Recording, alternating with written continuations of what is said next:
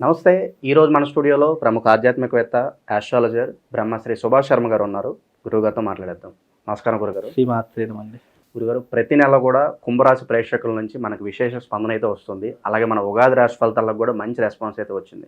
మరి ఇప్పుడు ఏప్రిల్ మాసంలో మరి వీళ్ళ పరిస్థితి ఎలా ఉండబోతుంది? అలాగే షష్టగ్రహ కూటమి ప్రభావం అనేది ఈ మాసం పర్టికులర్గా వీళ్ళ మీద ఎలాంటి ప్రభావం చూపిస్తుంది గురుగారు? తప్పకుండా తెలియజేస్తాను. ముందుగా ప్రేక్షకులందరికీ శ్రీమాత్రే నమః, శ్రీ గురుభ్యో నమః. నమో దేవ్యై మహాదేవ్యై శివాయే సతతం నమః. నమ ప్రకృత్యే భద్రాయే నిహతాం ప్రణతాస్మిత. కుంభరాశి చాలా అదృష్టమైనటువంటి రాశిలో కుంభరాశి ఒకటి. కుంభరాశి వారికి ప్రస్తుత కాలంలో శని సంచరిస్తున్నటువంటి రాశి నుంచి మీనరాశిలోకి అడుగుపెట్టాడు. కాబట్టి కుంభం నుంచి మీనంలోకి ఎప్పుడైతే అడుగుపెట్టాడో కుంభరాశి వారికి సగం దారిద్ర్యం తొలగిపోయింది. ఇంకోటి ఏంటంటే ప్రస్తుత కాలంలో ఈ షష్టగ్రహ కూటమి యొక్క ప్రభావం కుంభరాశి నుంచి లెక్క వేస్తే ద్వితీయ స్థానంలో, రెండవ స్థానంలో సంచరిస్తుంది. కాబట్టి కొంతవరకు ఎఫెక్ట్ అయితే పడేటటువంటి అవకాశం ఉంటుంది. ఎప్పుడైనా శని తానున్నటువంటి వెనక రాశికి అలాగే ముందున్నటువంటి రాశికి రెండిటికి కూడా ఇబ్బందులు కలిగిస్తూ ఉంటాడు. కాకపోతే ఏంటి అని అంటే కనుక ఇప్పుడున్నటువంటి స్థానంలో కనుక చూసుకున్నట్టయితే కుంభరాశి వారికి గురుబలం కానివ్వండి, శని యొక్క బలం కానివ్వండి చాలా అద్భుతంగా ఉన్నాయి. అందులోనూ ద్వితీయ స్థానంలో శని సంచారం అనేటటువంటి లాభదాయకమైనటువంటి స్థానము. ఇక కుంభరాశి వారికి ఈ మాసం చూసుకుంటే, ఇప్పుడు ఓవరాల్గా కాదు, ఈ ఒక మాసం చూసుకుంటే కనుక అద్భుతమైనటువంటి స్థానం అని చెప్పుకోవచ్చు.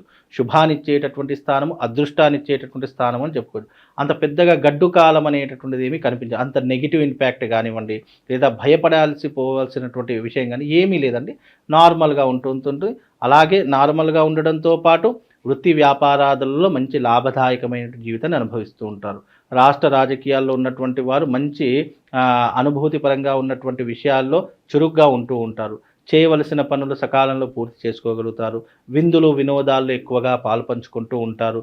ఆస్తులు కొనుగోలు చేస్తుంటారు. ఎప్పుడైతే శని ద్వితీయ స్థానంలో సంచరిస్తారో ఆస్తులు కొనుగోలు సొంత ఇంటి కల నెరవేరేటటువంటి లక్షణాలు ఉంటూ ఉంటాయి. ఇక అద్భుతమైన యోగం అని చెప్పుకోవచ్చు. కుంభరాశి వారు భయపడాల్సిందో కానీ బాధపడాల్సిన అవసరం ఏంటి? ఇన్ని రోజులు కష్టం అనుభవించారు, ఇక ముందు అదృష్టాన్ని అనుభవిస్తారు. ఎప్పుడూ కూడా కష్టం శాశ్వతం కాదు, అదృష్టం శాశ్వతం కాదు. ఇన్ని సంవత్సరాలు వాళ్ళు ఏంటంటే కష్టాన్ని అనుభవించారు. ఎలాంటి కష్టాన్ని? సాంసారికమైనటువంటి జీవితానికి దూరంగా ఉన్నారు. డబ్బు కొరత విపరీతంగా పడ్డారు. అయిన వాళ్లతో మాటలు పడ్డారు. శత్రుత్వం ఏర్పరచుకున్నారు. మనకు అయిన వాళ్ళు మనల్ని మనం నమ్ముకున్నటువంటి వాళ్ళే వాళ్ళ మీద అనవసరమైన నిరారోపణలు చేస్తున్నారు. వీటన్నిటిని అధిగమించేటటువంటి యోగం ఇప్పుడు కుంభరాశి వారికి చాలా అద్భుతంగా రాబోతుంది. కనుక నీ జీవితంలో మిత్రుడెవరు, శత్రువు ఎవరు అని నువ్వు తెలుసుకున్నావు. ఇక నుంచైనా నువ్వు జాగ్రత్త పడవలసినటువంటి అవసరము ఇప్పటి నుంచి ఏర్పడబోతుంది. కుంభరాశి వాళ్ళు రాసి పెట్టుకోండి, ఈ పౌర్ణమి తర్వాత వాళ్ళ జీవితం టాప్ పొజిషన్లోకి వెళ్ళబోతుంది. ఎవరు ఎన్ని చెప్పినా కూడా ఏమి నమ్మకండి. మీ కుంభరాశి వారికి మాత్రము ఈ పౌర్ణమి తర్వాత అదృష్ట యోగము. మీరు అనుకున్నటువంటి పట్టిందల్లా బంగారం అవుతుంది. అనుకున్నటువంటి పనులు సకాలంలో పూర్తి చేసుకోగలుగుతారు. సినిమా సెలబ్రిటీస్ కానివ్వండి, రాష్ట్ర రాజకీయ వ్యవహారాలు చేసేటటువంటి వాళ్ళు కానివ్వండి, వృత్తి వ్యాపారం చేసేటటువంటి వాళ్ళు కానివ్వండి, మంచి భవిష్యత్తుని ఒక రూపకల్పన చేసుకునేటటువంటి మార్గాన్ని ఈ పౌర్ణమి తర్వాత వాళ్ళు ఏర్పరచుకోబోతున్నారు. కుంభరాశి వారు రాసి పెట్టుకోండి, జీవితంలో అదృష్ట యోగం అనుభవించేటటువంటి యోగం వచ్చింది. కానీ కుంభరాశి వారు గుర్తుపెట్టుకోవాల్సింది ఏంటంటే గతాన్ని తవ్వుకోవడము. గతంలో వీళ్ళు ఇలా చేశారు కదా, ఇప్పుడు మనం ఏంటో చూపిద్దామని చెప్పేసి మనం గర్వంతో ఉన్నామా? ఆ గర్వం అణిచేస్తుంది. కానీ గర్వంతో కాకుండా కొంచెం కాన్ఫిడెన్స్ లెవెల్తో ఆలోచించి, బుర్ర పెట్టి ఆలోచించి మనం ఏం చేయాలి, మనం ఎలా ఎదగాలి అనేటటువంటిది మాత్రమే ఆలోచించండి తప్ప మన దగ్గర జాతకం బాగుంది కదా, డబ్బులు బాగా వస్తున్నాయి కదా, మనం ఏంటో చూపిద్దామని చెప్పి ఎదుటి వారికి చూపించడానికి మీ స్థాయిని మీరు కోల్పోకండి. అది మెయిన్గా గుర్తుపెట్టుకోండి. ఎందుకంటే కుంభరాశి వారికి ఏంటి అంటే ఉన్నప్పుడు ఉగాది, లేనప్పుడు సంక్రాంతి అన్నట్టుగా ఈ గొబ్బెమ్మ మాదిరిగా ఉంటారు. అలా ఉండకుండా వీలైనంత వరకు మీరేంటో మీరు నిరూపించుకునే ప్రయత్నం చేయండి తప్ప ఎదుటి వారి కోసమో పక్కనున్న వారి కోసమో మీరు బ్రతకడానికి ప్రయత్నం చేయకండి. అలా బ్రతుకుతున్నాము అని ఏమాత్రం మీరు అడుగు వేసినా మళ్ళీ మీరు పైకి ఎదగలేరు. కనుక కుంభరాశి వారికి ఇప్పుడు మంచి టైం పీరియడ్ అనేది బాగా నడుస్తుంది. బాగా నడుస్తున్నప్పుడు మన జీవితాన్ని స్థిరపరచుకోవడానికి మనం అవకాశం ఏర్పరచుకోవాలి తప్ప ఎవరికి ఏదో చూయించుకోవడానికో, నాకు అప్పుడు కష్టాలు ఉన్నప్పుడు నన్ను బాధ పెట్టాడు కదా, వీని కూడా బాధ పెడదామని చెప్పేసి రివెంజ్ అనేటటువంటి పదము వాళ్ళ నోటి నుంచి రావద్దు. అయితే వాళ్ళ జీవితం చాలా అద్భుతంగా ఉంటుంది. ఎందుకంటే కుంభరాశి వారి కుంభరాశిలో ఎవరైతే జన్మిస్తారో వాళ్ళకి చదువు ఉన్నా లేకపోయినా, ఆస్తి ఉన్నా లేకపోయినా కాన్ఫిడెన్స్ లెవెల్స్ బాగా ఉంటాయి.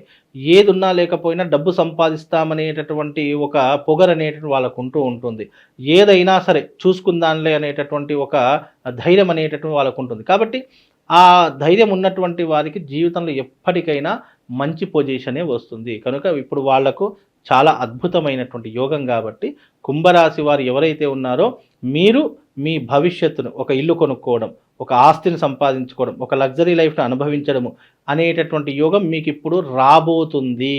ఈ రాబోయేటటువంటి యోగాన్ని మీరు కాలదన్నుకోకండి.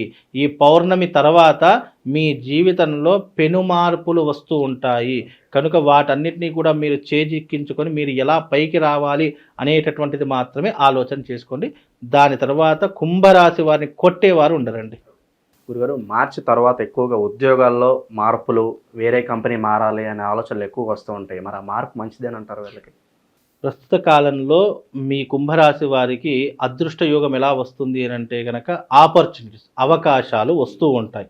ఆ అవకాశాలు వచ్చినప్పుడు ఏది సరైనటువంటిది అని నిర్ణయించుకునేటటువంటి స్థాయి వాళ్ళకు ఉంటూ ఉంటుంది. కనుక మీరు ఉద్యోగం మార్పు చేస్తే మన జీవితం బాగుంటుందా, లేదా ఇదే ఉద్యోగంలో ఉంటే కంటిన్యూషన్ చేస్తే మన లైఫ్ బాగుంటుందా అనేటటువంటిది వాళ్ళ విచక్షణ జ్ఞానానికి వదిలేయాలి. ఎందుకంటే మార్పులు చేర్పులు అనేటటువంటివి ప్రతి మనిషి జీవితంలో వస్తాయి. కానీ దాన్ని ఏది సరైనటువంటి నిర్ణయము అని తీసుకునేటటువంటి వాటిలో వాళ్ళు తప్పకుండా జాగ్రత్తగా ఉంటే కనుక చాలా బాగుంటుంది.